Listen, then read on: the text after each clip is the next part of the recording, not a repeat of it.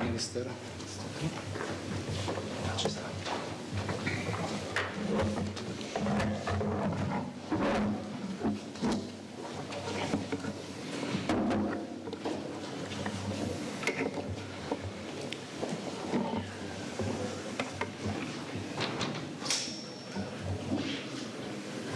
Ladies and gentlemen, good afternoon.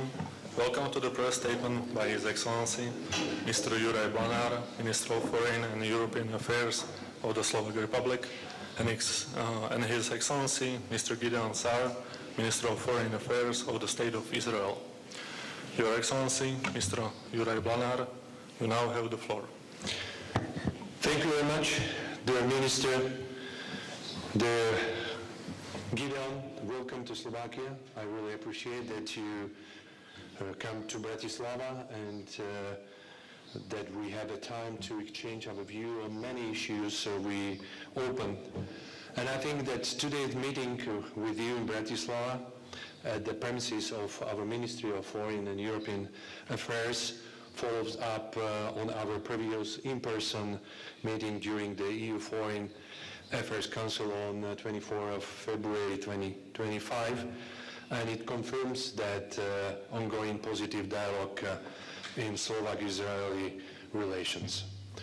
On the topic of our bilateral relations, we agreed that they are constructive and broad in historical ties.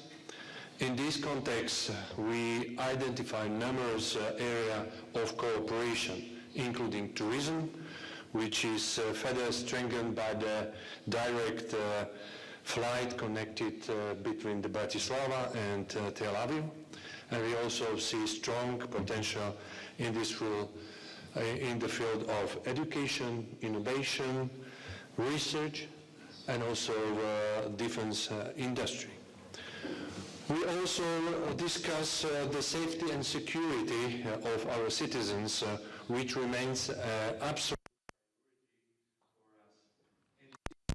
I would like to sincerely thank the Israeli side for its assistance during the evacuation flights from Israel via Jordan in the difficult time of the Middle East conflict escalation. Thank you ever so much. At the same time, we addressed broader regional issues.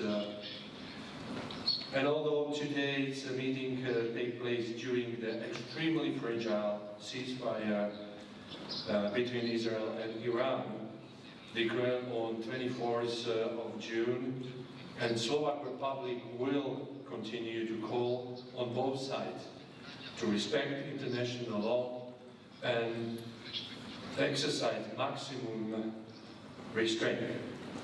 Regarding Gaza, we also elaborated very much this issue in deep, and I have to add that Slovakia strongly supports unconditional humanitarian access to all civilians and categorically call for an immediate release of all Israeli hostages. I've got some information when it comes to release of humanitarian aid. There is a close cooperation and dialogue between the Brussels and Israel, and thank you very much for this information. Sounds optimistic because we have to care of those who are suffering in this region. From Slovak's perspectives, it is essential in this context to continue consistently advocate for a two-state solution as a path to sustainable peace in line with the framework of resolution of the UN Security Council. We are convinced that only a mutually agreed solution between the Israel and Palestinians can bring lasting stability to the region. Even we understand that it's not easy to do that. But that's the light at the end of the tunnel, what we can see. And I also reassured Minister Saad that Slovakia will oppose any potential proposal aimed to suspending the EU dialogue with Israel. We firmly believe that it is vital to maintain open channels of communications under all circumstances, especially in these critical times, such as those the dynamic Middle East region is currently facing. That's why we support this dialogue, and I think it's very important, especially from the diplomatic point of view, to keep the dialogue and to exchange our views frequently when it's possible and when it's needed. And in conclusion, I would like to underline that today's meeting reaffirms Slovak's balanced and constructive foreign policy, a policy based on open dialogue, stability, and the further development of our partnership with Israel. Thank you very so much. David, please, the floor is yours. Thank you, Foreign Minister Juraj Blanar. It's good to be in Bratislava. Israel and Slovakia share strong and long-standing relations. We have common values and good friendship. We share a mutual commitment to security, and we will strengthen our cooperation on defense issues.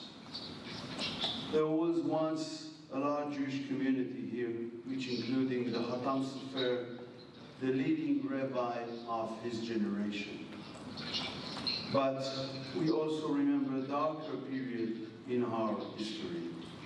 Today, we thank Slovakia for protecting the Jewish community and safeguarding the memory and lessons of the Holocaust. We appreciate the Slovak Institute, which opened in Jerusalem, our eternal capital.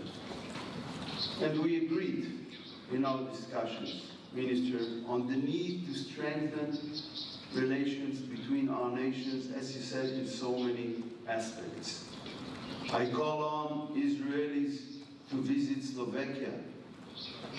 It's a beautiful country, so this is one good reason. Secondly, it is a safe place to travel in Europe. And of course, we would like to host as many Slovak tourists as possible in Israel. Dear Minister, Iran's nuclear program was the greatest threat to our region and country. Israel's successful operation in Iran, as well as other actions that we took in this war, have a direct and significant contribution also to Europe's security. Iran deliberately targeted civilian population centers with its ballistic missiles. Our operation severely damaged Iran's nuclear and ballistic missiles programs, the very same missiles that threatened Europe as well. Minister, Hamas still holds 50 of our hostages in cruel captivity. I know you consistently, also here today, call for their release. The war in Gaza can end tomorrow if Hamas will release them and lays down its weapons. We sent a delegation to negotiate in Doha. We said yes to Special Envoy Witkoff's proposal. As I told you, Israel is serious in its will to reach a hostage deal and a ceasefire in Gaza. I believe it is achievable. If a temporary ceasefire is achieved, we will negotiate on a permanent ceasefire. We are committed to our war objectives, but war itself is not an objective. We prefer to achieve our goals, always through diplomatic means. But it must be clear, Hamas is not only responsible for initiating this war on October 7, 2023, Hamas is also responsible for its continuation.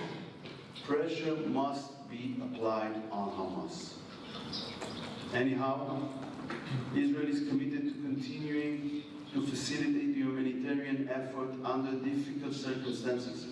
We have done so since the beginning of the war. The problem we face is that Hamas takes over the aid and uses it as a financial engine for its war machine.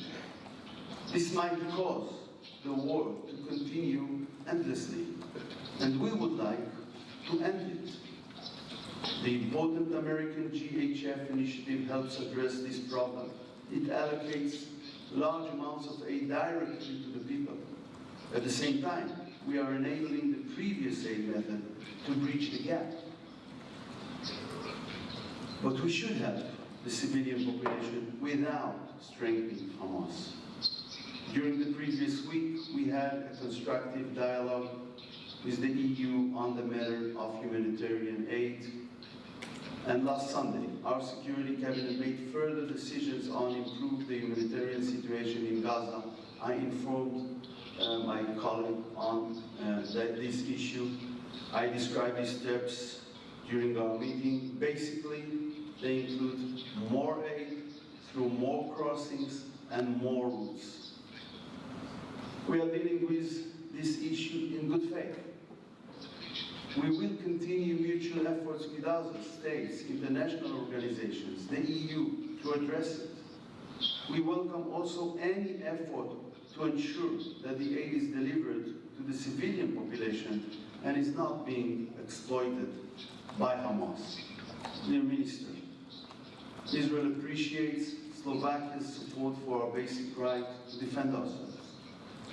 We thank you for standing with Israel against attempts to take unilateral and biased steps or decisions against it in the EU or in the UN. I intend to strengthen relations between Israel and Slovakia and to continue our fruitful dialogue.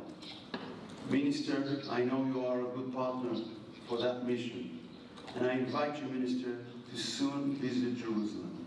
Thank you. Thank you also. Your Excellencies, Ministers, thank you for your statements, and I wish you a positive.